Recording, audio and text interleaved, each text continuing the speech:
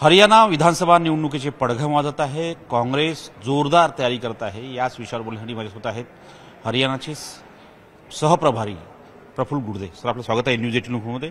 Sir, आपण हरियाणाची जबाबदारी सांभाळताय, काय काँग्रेसची कशी तयारी आहे? काँग्रेसची तयारी खूप चांगली आहे, चांगलं वातावरण आहे। लोकसभा निवडणुकीमध्ये हरियाणामध्ये 10 पैकी 5 जागा काँग्रेसने जिंकल्या आणि कार्यकर्त्यांमध्ये आणि तिथल्या जनतेमध्ये प्रचंड उत्साह आहे। 90 जागांपैकी 89 जागा काँग्रेस पक्ष लढवत आहे आणि 1 जागा आम्ही CPIMला दिलेली आहे आणि एक चांगला उत्साह आहे।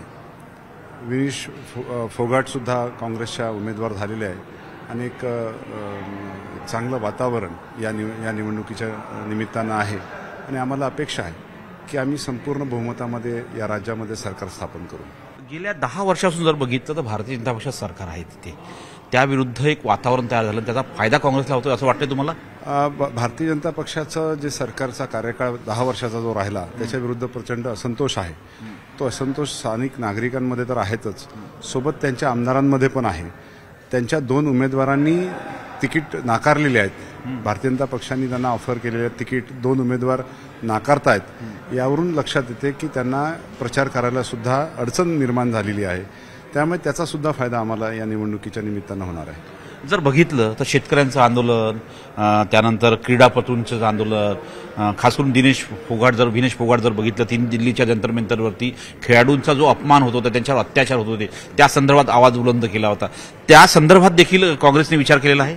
नक्कीच विचार केला आहे। विनेश फोगाटला काँग्रेस पक्षामध्ये उमेदवारी दिलेली आहे आणि त्यांना त्या संपूर्ण क्रीडा विश्वाचं रिप्रेझेंटेशन, क्रीडा खेळाडूंचं रिप्रेझेंटेशन आज त्या हरियाणामध्ये मोठ्या प्रमाणामध्ये आहे। त्यांचं रिप्रेझेंटेशन विनेश फोगाटच्या निमित्तानं या काँग्रेस पक्षाने त्यांना दिलेलं आहे। एक तर कृषी कायद्याचा मोठा इम्पॅक्ट हरियाणामध्ये पाहायला मिळालेला आहे। आपण जेव्हा तिथे सहप्रभारी झाला तो अभ्यास झालाच असेल आणि तुमच्या सलग बैठक आम्ही बघतोय, दिल्लीमध्ये तुम्ही सलग येतात, बैठका घेतात। शेतकऱ्यांचं जे आंदोलन झालं, 3 कृषी कायदे जे काळे कायदे होते, ते शेतकऱ्यांचा प्रचंड संघर्ष राहिला।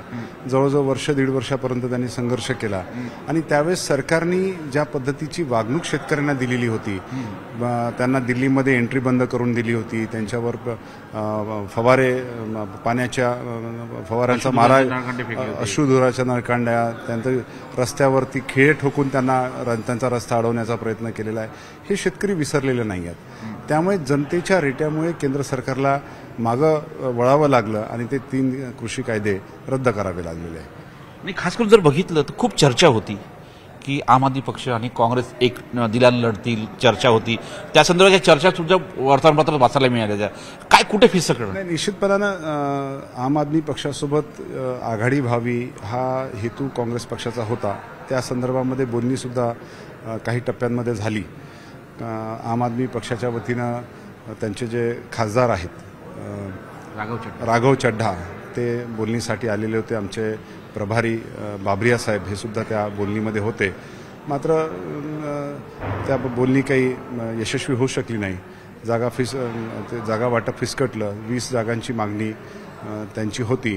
काँग्रेस पक्षाने 5 जागेपर्यंत त्यांना ऑफर केलेली होती, ती होऊ शकलं नाही। काय वाटतं, बहुमत येईल हरियाणात?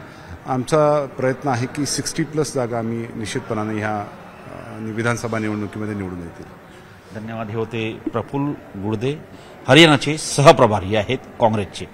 नवी दिल्लीहून व्हिडिओ जर्नलिस्ट योगीसह प्रशांत न्यूज 18 लोकमत।